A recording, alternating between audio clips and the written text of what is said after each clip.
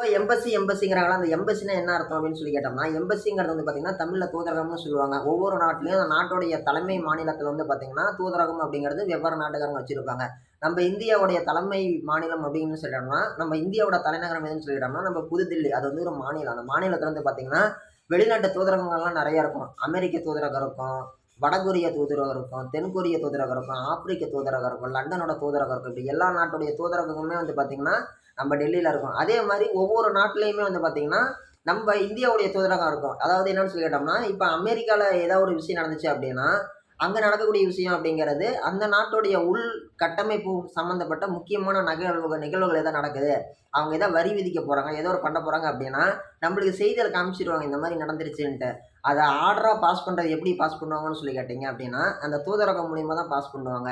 இங்கேருந்து அங்க சுத்தி பார்க்க போற ஆளு ஏதாவது தப்பு பண்ணிட்டாங்க அப்படின்னா, அவங்களுக்கு ஏதாவது தண்டனை குடுக்குறாங்க அப்படின்னா, விசாரிக்கிறாங்க அப்படின்னா, அல்லது பிடிச்சுட்டாங்க அப்படின்னா, தூதரகம் மூலியமா தான் நம்மளுக்கு தகவல் குடுப்பாங்க. இந்த மாரி உங்க ஊருக்கார ஆளு இந்தியாலருந்து வந்த ஒருத்தர் இந்த மாரி இங்க இருக்கிறாரு, நாங்க பிடிச்சுட்டோம் அப்படின்ட்டு. அல்லது அங்க அவரு ஏதோ ஒரு ஒரு விஷயம் செய்றாரு, ஏதோ ஒரு சாதனை பண்றாரு அப்படின்னா, உங்க நாட்டுக்காரர் எங்க நாட்டுல வந்து ஜெயிச்சுட்டாரு, ஒரு ஒலிம்பிக் வந்து ஜெயிச்சுட்டாரு அப்படின்னா, அங்கருந்து தகவல் குடுப்பாங்க எம்பசி மூலியமா. எம்பசின்னா தூதரகம் ஓகேங்களா? அது மட்டும் கிடையாது. இங்கேருந்து அங்க சுற்றுலாவுக்கு போறாங்க. அவங்களுக்கு ஏதோ ஒண்ணு ஆயிடுச்சு அப்படின்னா, அங்கருந்து தகவல் குடுக்குறது எம்பசி மூலியமா தான் குடுப்பாங்க. அதே மாரி அங்க போய் விசால போய் டூரிஸ்ட் விசால போய் ஒரு 2 வருஷம் இருக்கிறாங்க. அவங்க அங்கேயே இருந்துட்டு, எனக்கு இங்கேயே குடியுரிமை வேணும், நான் இங்கேயே இருந்துக்கிறேன்னு சொல்லி விண்ணப்பிச்சாங்கன்னா, அத வந்து இங்க விசாரிக்கிறது யார் விசாரிப்பாங்கன்னா, விசாரிக்கிறது அந்த அமெரிக்கன் எம்பசி வந்து இந்திய எம்பசிட்ட சொல்லிட்டு, இந்த எம்பசி இந்த தூதரகத்துக்காரங்க வந்து இங்க உள்ளாடி வந்து விசாரிப்பாங்க. இந்த மாரி வந்து இருக்கிறாங்க. அவங்க குடியுரிமை குடுக்கலான்னு இருக்கிறோம். அவங்களுடைய பேக்ரவுண்ட் என்ன? அவங்களுக்கு பின்னால ஏதாச்சும் ஒரு கேஸ் எதா இருக்குதா? அவங்களுடைய பேக்ரவுண்ட் என்ன? அவங்களுக்கு பின்னாடி என்னென்ன இருக்குது?